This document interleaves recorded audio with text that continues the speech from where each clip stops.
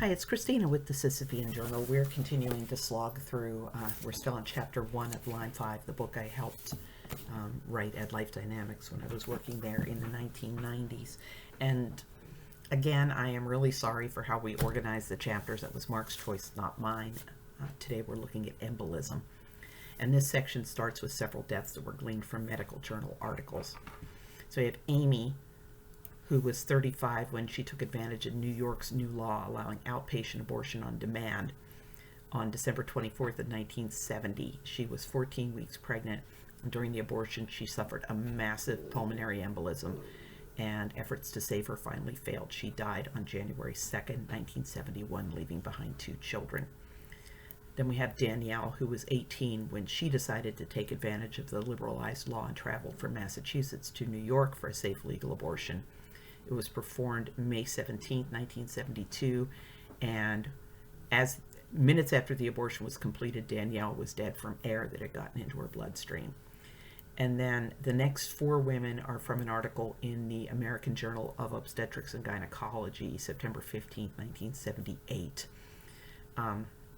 There I wasn't able to get specifics, even the year of death, but I did try from age and circumstances to match them to Jane Does I already had or to women in the cemetery of choice, and I haven't.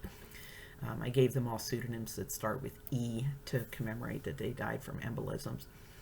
Ella was 31 and 8 weeks pregnant when she underwent an abortion.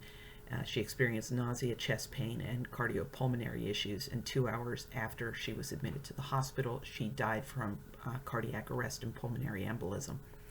Eden was 17 years old when she underwent a 9-week abortion. 2 weeks later, she developed swelling and pain in her left calf. She was admitted to a hospital and diagnosed with pulmonary embolism. 6 days later, she went into cardiac arrest and died. Evie was 20 years old with a history of ventricular septal defect and pulmonary hypertension.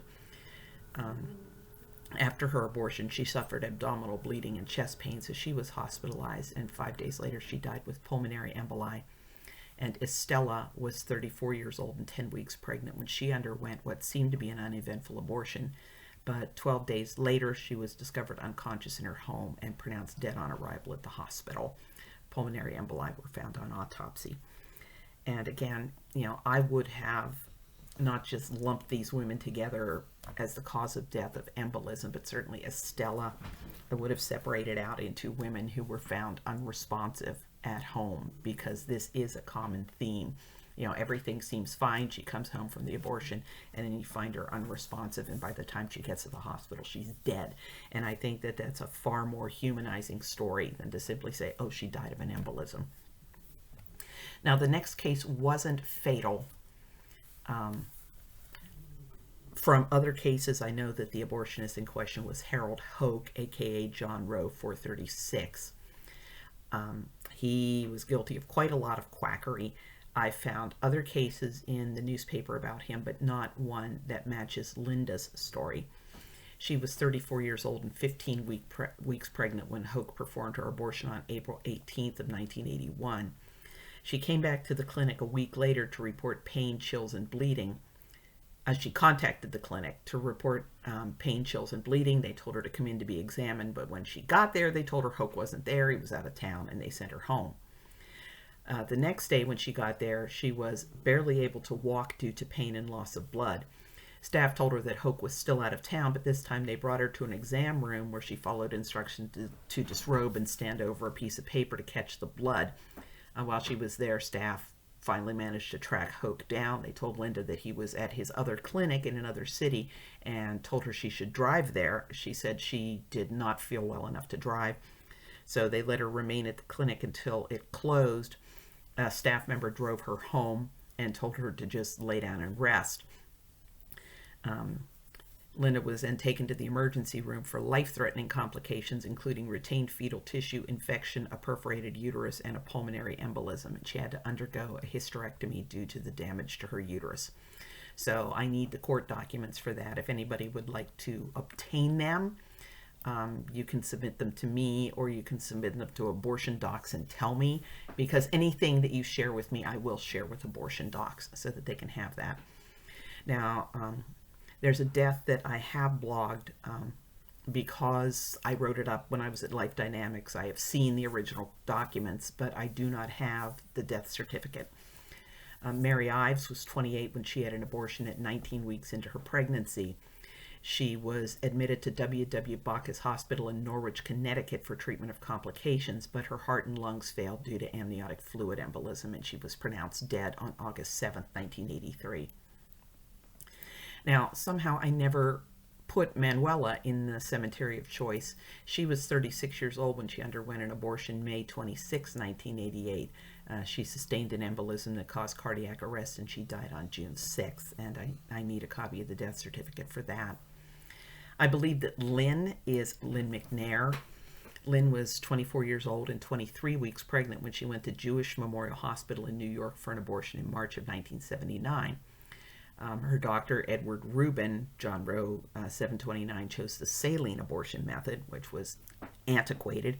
It was dangerous to the mothers. It had been abandoned by Sweden, Japan, and the Soviet Union even before abortion had been legalized in the United States, but doctors found it easy to do. You just take a gigantic syringe, pull as much amniotic fluid out as you can, replace it with strong, sterile saline that breaks down the baby's blood vessels as he or she swallows it and inhales it.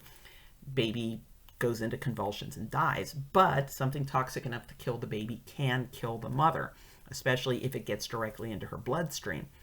Now, the first injection of saline failed to kill the fetus, so Rubin injected a second dose. Lynn went into convulsions and slipped into a coma. Amniotic fluid tainted with the salt solution got into her bloodstream and damaged her lungs, and she died on March 23rd, leaving her 2 children motherless. And Rubin went on to perform the fatal abortion on Dawn Mendoza at Women's Medical Pavilion in Dobbs Ferry, New York.